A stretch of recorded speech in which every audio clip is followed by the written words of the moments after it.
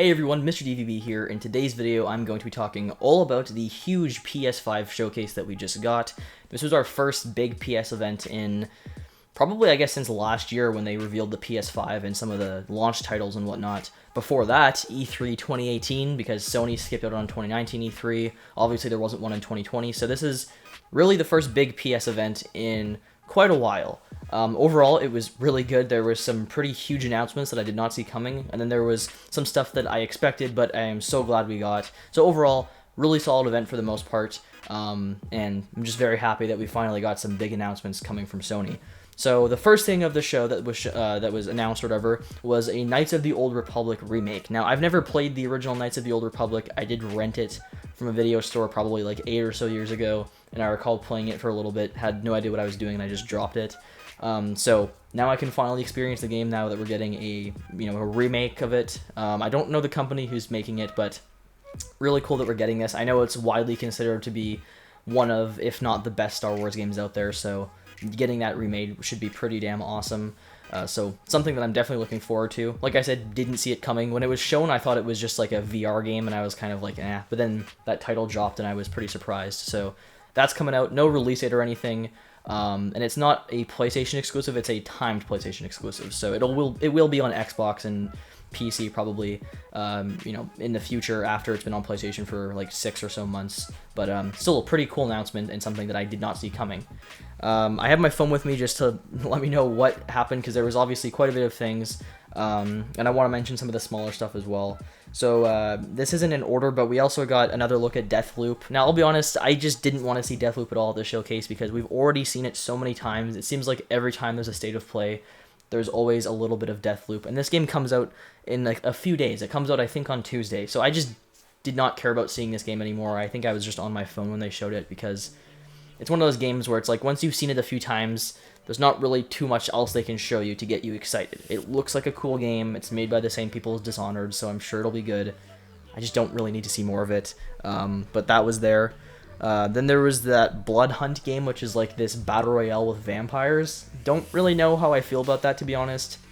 Looking at it, it just looks like a free-to-play PC game. It doesn't really strike me as anything special that needed to be at this showcase. I'm sure there's people out there who are looking forward to it, so that's cool, but not really for me, to be honest. I've never been a battle royale person, and I don't think the game looks particularly stunning, but that was shown off.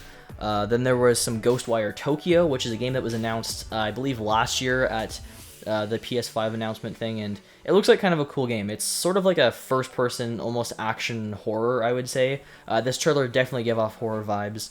Lots of like weird creatures and jump scares and stuff, and it looks cool. It's the kind of thing that I would maybe get if it got good reviews, but it's not something that I would pick up like day one. But we did get to see some more footage of that, so that was interesting.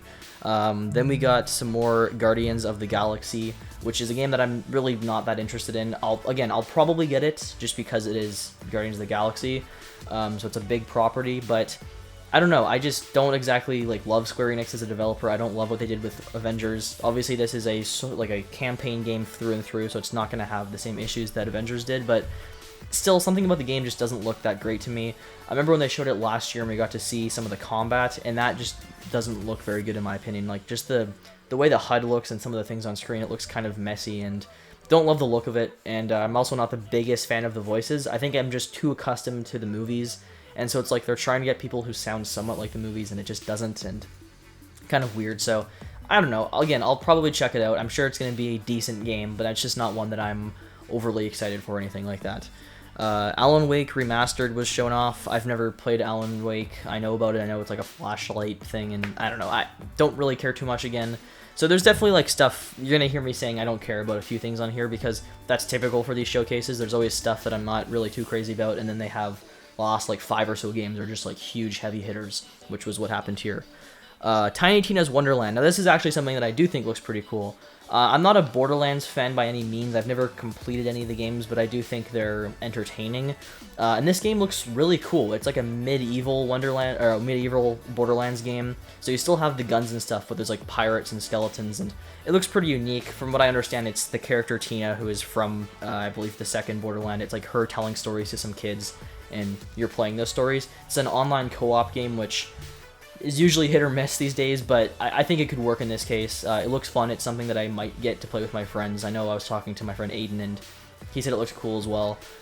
Definitely, like, just the visuals were nice, and getting that pirate setting I thought was kind of unique. So something that I'll probably check out for sure.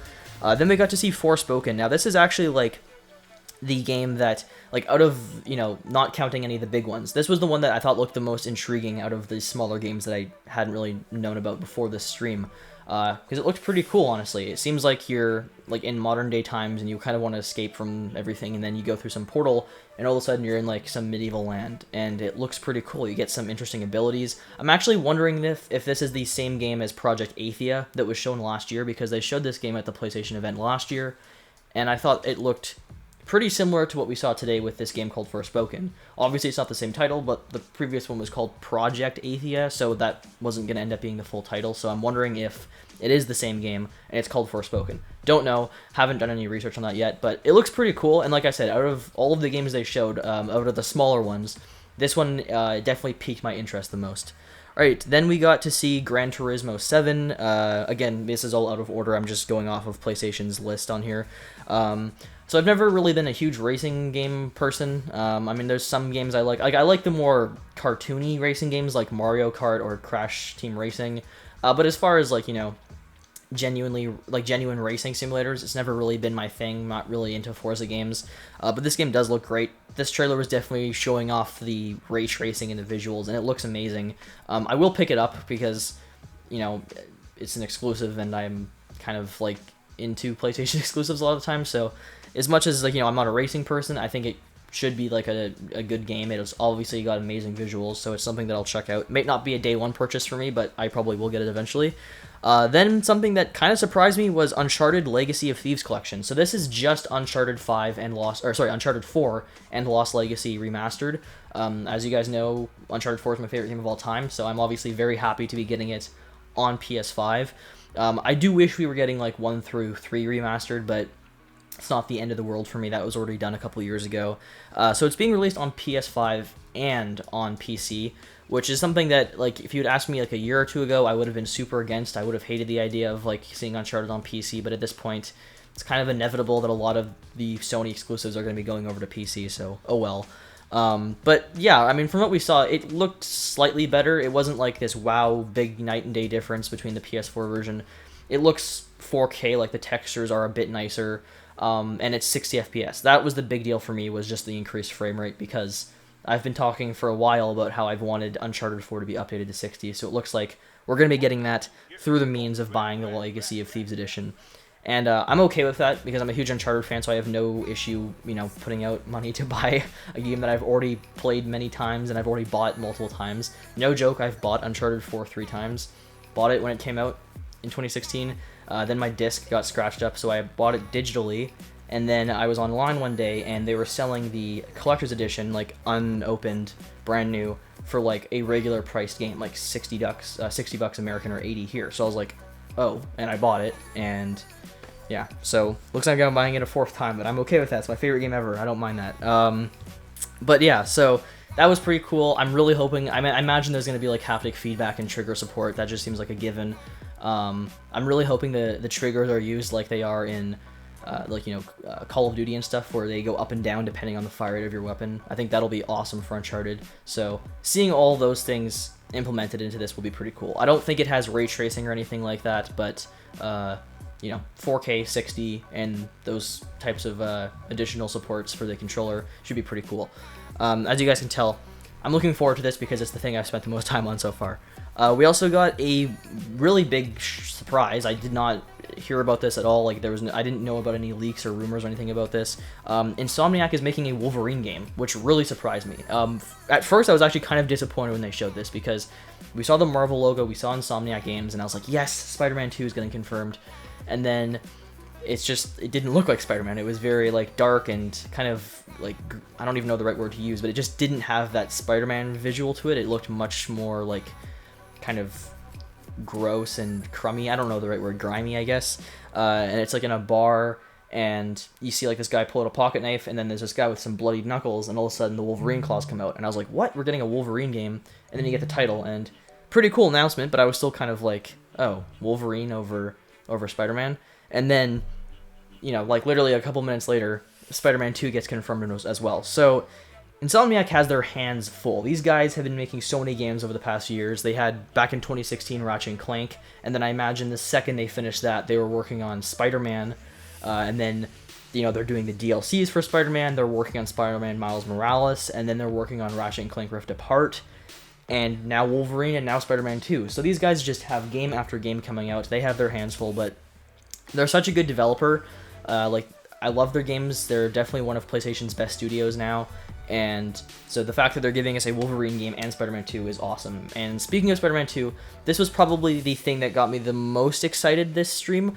You'd think it would be God of War because that's what I've been wanting to see the most, but I think it was kind of just I knew we were going to be getting God of War. It seemed like a given. So, like having this, it was kind of a surprise. It wasn't like shocking that Spider-Man 2 got announced, but I was very happy to see it. Obviously, there was no gameplay or anything like that because it's probably early stages of development, but it's a pretty sick trailer. I have to mute my Discord real quick. But it was a pretty awesome trailer. So we got to see some really cool things. We get to hear Kraven the Hunter talking about like hunting down Spider-Man. So Kraven's going to be a villain in this, and it sounds like the same voice actor as Hector Alcazar in Uncharted 4.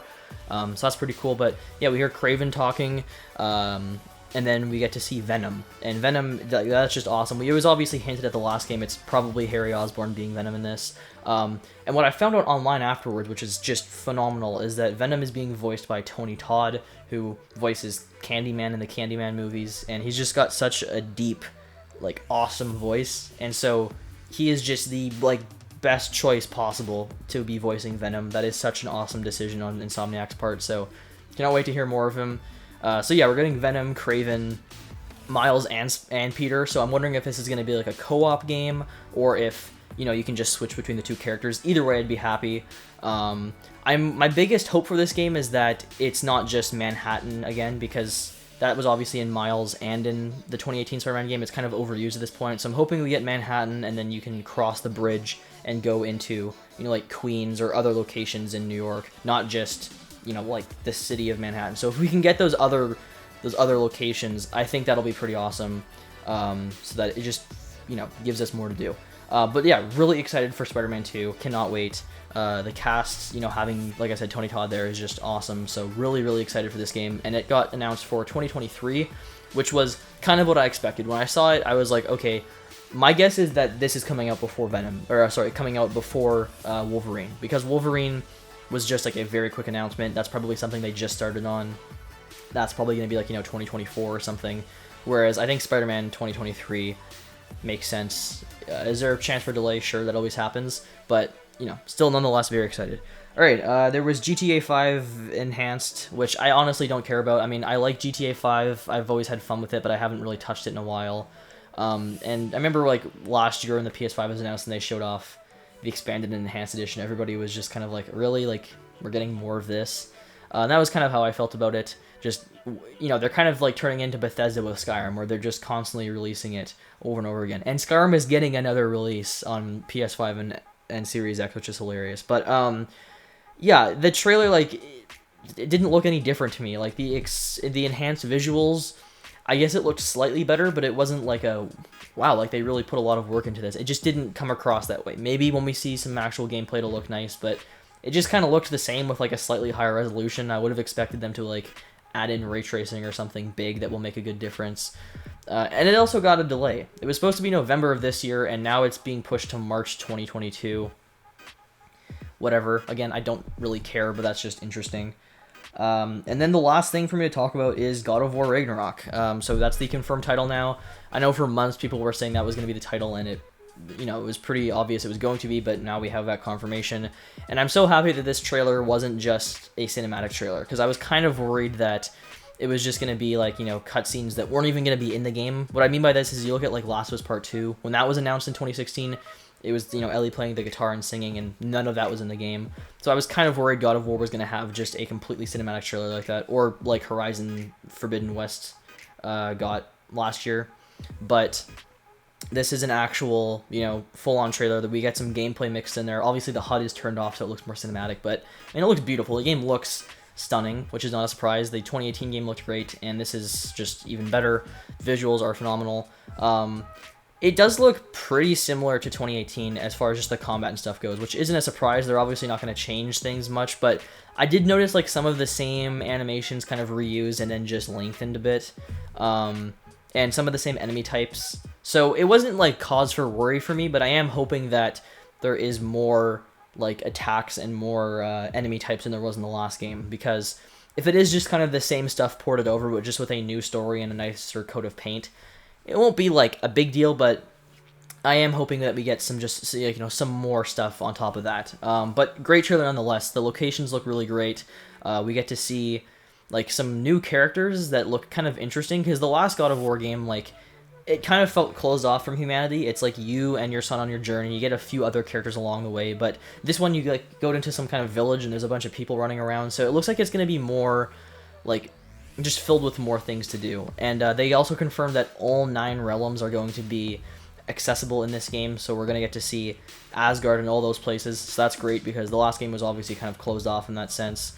They confirmed some of the voice actors for like Odin and for Thor. I don't remember the names off the top of my head, but some voice actors got confirmed and just some stuff like that, which was really cool across the board.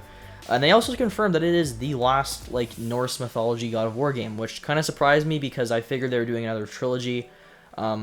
Maybe they are doing 3 games. It's just the third one will be like going over to some other kind of land. Like, I know obviously in 2018 they sort of hinted that there's just other realms, right? Like you can see how there's like an Egyptian like area, or how there's like I think there was like a Japanese one or something like that. So maybe the next one, if there is a third one in this trilogy, will go to like those kind of locations, or they're just doing 2. I don't really care, to be honest, either way. Just as long as we get like a long badass game, I'll be happy. But yeah, across the board, fantastic showcase. Obviously there was like some weak points, which is always a thing, but you know, they ended it very, very strong with those big announcements. So very happy with the event. I was kind of surprised we didn't see any more stuff surrounding Horizon Forbidden West, like even just like, you know, like a couple minutes of gameplay. I think that would have been something nice to show, but at the same time we have a release date and all those kind of things for that game, so it also doesn't shock me that it wasn't there. But yeah, very happy with this event. Let me know what you guys thought of it down below.